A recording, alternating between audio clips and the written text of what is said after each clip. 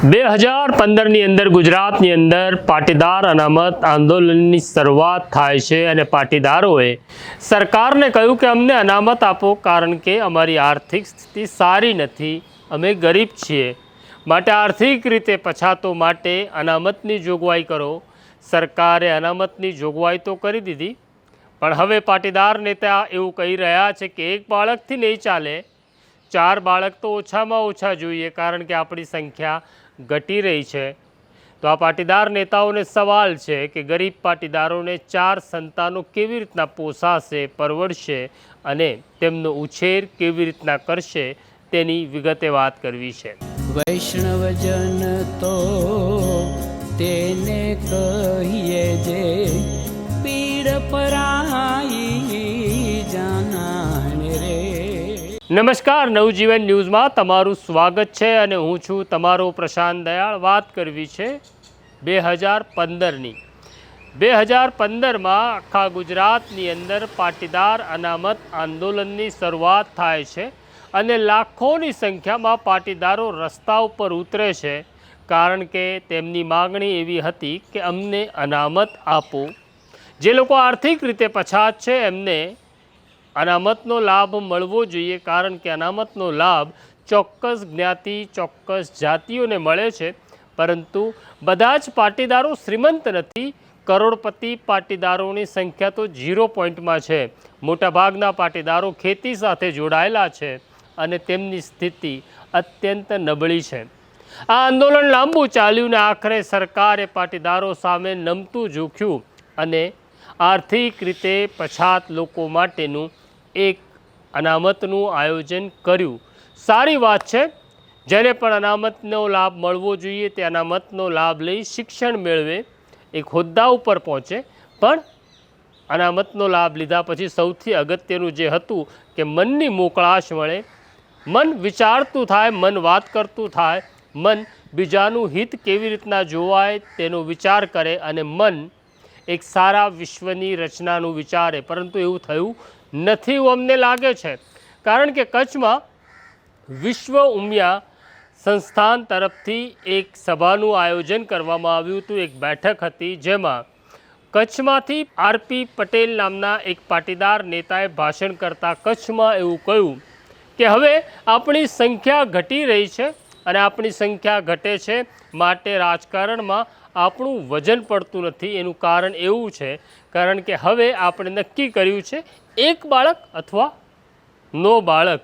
આમ હવે તમે વધારે બાળકો પેદા કરો. આપણા દાદા દાદીઓના જમાનામાં 8-10 ભાઈ બહેન હતા, હવે 8-10 ભાઈ બહેન આપણી પાસે નથી. આપણી સંખ્યા ઘટી રહી છે માટે રાજકારણમાં આપણું ઉપસતું નથી. અને તેમણે તો ત્યાં સુધી કહી દીધું કે સનાતન સામે ખતરો ઊભો થયો છે. ખબર નથી પડતી આરપી પટેલ આ શું માને છે. બાળક વધુ હોય એટલે સનાતન સક્ષમ થશે અને બાળક ઓછા હોય તો સનાતન નાશ પામશે. આ તર્ક અમને સમજાતો નથી, તમને સમજાય તો ખબર નહીં. આમ આરપી પટેલે હવે કહી દીધું કે ઓછામાં ઓછા 3 થી 4 બાળકો હોવા જોઈએ. જોઈ લો, તમે પણ સાંભળી લો, કદાચ તમને આ સાચું નહીં લાગે, પણ આરપી પટેલનું નિવેદન સાંભળવા જેવું છે. આ વિશે ક્યારે ચર્ચા કરીએ છીએ તમારી કારોબારી કે જનરલ મિટિંગની અંદર, પણ હું માનું છું સાહેબ ત્યાં સુધી આની ચર્ચા નહીં થઈ હોય, કારણ કે સમાજનું સંખ્યાબળ ઘટે છે અને સંખ્યાબળ જ્યારે ઘટે છે ત્યારે ઓટોમેટિક એ સામાજિક તાકાત ઘટે છે અને સામાજિક તાકાત ઘટે છે ને ત્યારે રાજકીય શક્તિ પણ ઘટી જાય છે. રાજકીય શક્તિ ઘટે એટલે ઓટોમેટિક તમારી સનાતની શક્તિ ઘટે અને ધીમે ધીમે ધીમે તમે તમારા અસ્તિત્વ માટે પણ લડવું પડે એ પરિસ્થિતિનું નિર્માણ થાય છે. ભ્રૂણ હત્યાનું દૂષણ આપણા સમાજની અંદર ઘણું મોટું ચાલ્યું. ધીમે ધીમે જાગૃત આવી તો ભ્રૂણ હત્યા બંધ થઈ. તો એક નવો જે ટ્રેન્ડ જે ચાલુ થયો છે, 1 ચાઇલ્ડનો ટ્રેન્ડ ચાલુ થયો છે. 1 ચાઇલ્ડ. અને ઘણા વળી પરિવારો તો જેટલા સોફેસ્ટિક બન્યા છે એની અંદર હવે નો ચાઇલ્ડનો ટ્રેન્ડ ચાલુ થયો છે. No child. ક્યાં જઈશું ને ક્યાં અટકીશું ને એ ખબર નથી પડતી. એટલે સમાજે કોઈ પણ મિટિંગની અંદર આ વાતની નોંધ અને ચર્ચા 100% લેવી પડશે કે હવે આપણા દીકરા દીકરીઓને કહેવી પડશે કે ઓછામાં ઓછા 3 થી 4 બાળકો તો જોઈશે જ. આપણા દાદાઓને યાદ કરો, 7, 8, 9 ભાઈ બહેન હતા આપણે. અને આજે પરિસ્થિતિ બદલાઈ છે. આજે ઘણાના ઘરની અંદર કાકા કહેવા વાળું કોઈ નથી, મામા કહેવા વાળું નથી, ફુવા કહેવા વાળું નથી. આવનારા દિવસો એ પણ આવી શકે કે બજારની અંદર બોર્ડ લાગતા હશે કે અહીંયા તમને ભાડેથી કાકા મળશે ને અહીંયા ભાડેથી મામા મળશે. આજે જે વાત આપણને હાસ્યાસ્પદ લાગે છે ને, એ આવતીકાલની હકીકત બનવાની છે. કારણ આપણે એવું માનતા હતા કે હિન્દુસ્તાનની અંદર એવું ક્યારેય ન બને કે હિન્દુઓને ભાગવું પડે. આજે તમે વિચાર કરી લો, કાશ્મીરથી ભાગ્યા, ત્યાંથી લઈને પશ્ચિમ બંગાળમાંથી ભાગ્યા, ત્યાંથી લઈને બાંગ્લાદેશમાંથી ભાગ્યા, ભાગતા જ રહ્યા છીએ. ક્યારે એટેકિંગ ગેમ આપણે રમી નથી શક્યા, અને એનું જ કારણ કોઈના કોઈ સ્વરૂપની અંદર આપણે ભોગવતા રહ્યા છીએ. એટલે સમાજની આ સમસ્યાઓ ઉપર પણ આપણું ફોકસ મિત્રો વધારવું પડશે ને. એ વિશે હું આપનું ધ્યાન એટલા માટે દોરું છું કે જો આના વિશે નહીં વિચારીએ તો 100% આપણે ગુમાવવું પડશે. આપણે યુવાને આગળ કરીને, યુવાનોમાં શક્તિનું સર્જન કરીને આપણે સંગઠનની તાકાત બનાવવી પડશે.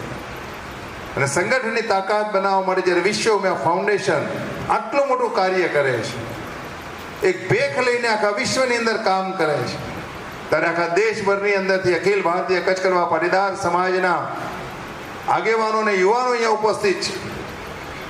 ત્યારે પ્રમુખ સાહેબ, મારે કહેવું પડે છે કે કચ્છની અંદર પણ ગાંધીધામ અને કેટલાક વિસ્તારો એવા છે કે જે આજે પણ મિત્રો વિશ્વમિયાના સંગઠનમાં જોડાયા નથી. કોઈ કારણ? સંગઠનમાં જોડાવાનું છે ભાઈ. આરપી પટેલને મજબૂત કરવા માટે નહીં. તમારી સમસ્યાઓ, તમારા પ્રશ્નો જ્યારે તમારા પગ ઉપર, આ જ જિલ્લામાં, આ જ ધરતી ઉપર આવશે ને, એ વખતે આ જ સંગઠન તમારી ઢાલ બનીને ઊભું રહેવાનું. તમે સાંભળ્યું, પાટીદાર નેતા આરપી પટેલે કહ્યું કે હવે બાળક વધારો એટલે કે વસ્તીમાં વધારો કરો. તો આરપી પટેલને અમારો સવાલ છે કે ચાલો તમારી વાત માની પાટીદાર પરિવારો હવે સંતાનોની સંખ્યા વધારી દેશે, તો પછી એમના પાલન પોષણ, એમના ભરણ પોષણ અને એમના શિક્ષણનો ખર્ચ તમે ઉપાડવાના હો તો 4થી શું કામ 40 બાળકો થાય તો પણ વાંધો નથી. પણ પટેલ સાહેબ પાટીદાર ગરીબ છે અને વાત સાચી છે. અમે નથી કહેતા, પાટીદાર નેતાઓએ પણ આવું કહ્યું છે. અલ્પેશ કથિરિયા સુરતથી એવું કહે છે કે આરપી પટેલ જે બોલ્યા છે તે વ્યાજબી છે, પણ અમદાવાદથી પાટીદાર નેતા ગીતા પટેલ આખી ઘટનાને વખોડી નાખતા કહે છે કે એક બાળકનું પોષણ કરવું અત્યારે અઘરું પડી રહ્યું છે, એનું પાલન પોષણ કરવું, એને ભણાવવું અત્યારે કઠિન બાબત બની જાય છે, ત્યારે 4 બાળકો કેવી રીતના પરવડશે. સાંભળી લો, ગીતા પટેલ આરપી પટેલ સાથે સંમત નથી. તેમણે શું કહ્યું? પહેલાં તો આરપી પટેલે જે નિવેદન આપ્યું છે કે 3 થી 4 બાળકો પેદા કરવા જોઈએ ને એને જન્મ આપવો જોઈએ. 3 થી 4 બાળકો જ્યારે જન્મ આપી અને પેદા કરીએ તો એની પાછળના જે ખર્ચાઓ થાય છે, એના આરોગ્યની ચિંતા છે, એના એજ્યુકેશનની ચિંતા છે, એના ધંધા રોજગારની ચિંતા છે, એની બધી ચિંતા કોણ કરશે? મંચ પરથી બોલવું ખૂબ સહેલું હોય છે. સમાજના આગેવાનો જ્યારે મંચ મળે ત્યારે એ નિવેદનો આપી દેતા હોય છે. સમાજ એ કદાચ કરોડપતિ છે એટલે એમને કદાચ 3 નહીં, 4 નહીં, 5 નહીં, 10 સંતાન હોય તો એમને નહીં ફરક પડે. પણ સામાન્ય પરિવાર 25, 50,000, 15,000, 20,000 કમાતો પરિવાર જેને 4 સંતાન હોય તો એના ભવિષ્યની ચિંતા કોણ કરશે? ચલો એમના કહેવાથી બાળકો પેદા કરી દીધા આપણે, પણ બાળક પેદા કર્યા પછી એના અત્યારે તો 1 વર્ષનું બાળક થાય છે ને ત્યારથી જ એના સિઝન બદલાય એટલે બીમારીના ખર્ચાઓ વધી જાય છે. એના ઘરમાં વડીલ રહેતા હોય તો એની બીપીની, ડાયાબિટીસની રોજની ગોળીઓ છે. એટલે સમાજના મંચ પરથી બોલવું ખૂબ સહેલું છે. ખરેખર વાસ્તવિકતા સમાજની શું છે ને સમાજના આગેવાને માત્ર સમાજની ચિંતા કરવી જોઈએ. ને અત્યારે વાસ્તવિક જરૂરિયાત શું છે? અત્યારે વાસ્તવિક જરૂરિયાત એ છે કે આજના જમાના પ્રમાણે આપણે જોવા જઈએ તો આપણા જ છોકરાઓ બેરોજગાર છે, આપણા છોકરાઓ પાસે નોકરીઓ નથી, યુવાધન અત્યારે નશા તરફ વળી રહ્યું છે. આપણે અત્યારે છોકરીઓનો સૌથી મોટો પ્રશ્ન છે કોર્ટ મેરેજ, લવ મેરેજ કરીને છોકરીઓ જતી રહે છે.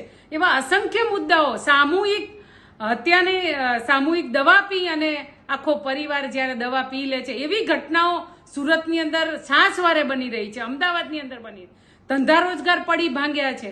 તો આ બધાની ચિંતા આપણે કરવી જોઈએ કે 4 છોકરાઓ પેદા કરીને રોડ પર ભીખ માંગવાના? આજથી પછી 20 વર્ષનું થશે એ બાળક, તો એના ભવિષ્યની ચિંતા કોણ કરશે? આજે એક બાળક કે 2 બાળક હોય ને તો એને પણ ભણાવવા માટે આજે લોનો લેવી પડે છે. એવી પરિસ્થિતિ આજે ગુજરાતની અંદર થઈ ગઈ છે. એટલે આરપી પટેલે આ નિવેદન, મને એટલે એવું લાગે છે કે રાજકીય નિવેદન વિચાર્યા કરતા એમને સમાજના આગેવાન છે, સમાજની ચિંતા કરવી જોઈએ કે આજે સમાજની જરૂરિયાત શું છે, સમાજની ચિંતા કરવી જોઈએ. અને એ શિબિરો કરવી જોઈએ કે આજનો યુવાન નશા તરફ છે, તેનો પાછો કેવી રીતે લઈ શકાય, એને ધંધે કેવી રીતે વળગાડી શકાય. આજે તમને એ ખબર છે ગુજરાતની અંદર પાટીદાર સમાજના છોકરાઓને ગામડામાં રહેતો હોય તો કોઈ છોકરી નથી આપતું. આ સ્થિતિ છે. તો આપણે બધાએ ભેગા થઈને આ ચિંતા કરવી જોઈએ, નહીં કે રાજકીય ચિંતા. તમે સનાતની વાત સાચી કરી, પણ સનાતની બચાવવા માટે એક ઘરમાં તો 4 છોકરાઓને જન્મ આપીશું તો એની જવાબદારી કોણ લેશે? નથી સરકાર લેતું, તો તમે લેશો એની જવાબદારી. તો એની પણ એમને વાત આ મંચ પરથી કરવી જોઈએ, મને એવું લાગે છે. તમે આ સાંભળ્યું. હવે તમારે જ નક્કી કરવાનું છે કે તમારે 1 બાળક જોઈએ છે કે 4 બાળક જોઈએ છે. હું કહું 1 હોય કે 4 હોય, પણ બધા જ સક્ષમ હોય, શક્તિશાળી હોય એવા બાળકનું, એવા રાષ્ટ્રનું આપણે નિર્માણ કરવાનું છે. એવા સંતાનનું આપણે નિર્માણ કરવાનું છે કે જે પોતાના પરિવારને તો સાચવે, જે પોતાના દેશને પણ સાચવે. આ આખી વાત જેમાં સંખ્યાબળ વધારવાની કે રાજકારણમાં પોતાની તાકાત ઊભી કરવાની વાત છે, તો સવાલ એવો છે કે આ આરપી પટેલની તાકાત વધશે, પાટીદારની કે સામાન્ય માણસની તાકાતની અહીંયા વાત નથી. તમારી સંખ્યા વધારી, પાટીદારોની સંખ્યા વધારી, કેટલાક ચોક્કસ નેતાઓને પોતાની સત્તા ભોગવવી છે તેની વાત છે. પણ ગામડામાં જીવનારો એક પાટીદાર જેને પાક વીમાના પૈસા મળે છે કે નહીં તેની આ પાટીદાર નેતાઓએ ચિંતા કરી હોત તો વાંધો નથી. જે મંચ ઉપર બેઠા છે આ બધા જ ક્યાંક ને ક્યાંક સરકારના ભાગીદાર છે. એટલે જ્યારે સરકાર સામે બોલવાનું આવે છે ત્યારે આ નહીં બોલે, બોલશે ત્યારે જો એમનો લાભ એમને દેખાતો હશે તો. આ પ્રકારની સ્ટોરી જોવા નવજીવન ન્યૂઝ જોતા રહો. લાઈક કરો, શેર કરો અને નાત જાત ધર્મના વાડામાં તમે બંધાશો નહીં. એક વિશ્વ ફલક ઉપર વિચારતા થાઓ અને વિશ્વની સાથે જીવતા થાઓ. સારા માણસ બનો, નેક માણસ બનો, એટલી જ પ્રાર્થના સાથે વિરમું છું. નમસ્કાર. વૈષ્ણવજન તો તેને કહીએ જે પીડ પરાઈ.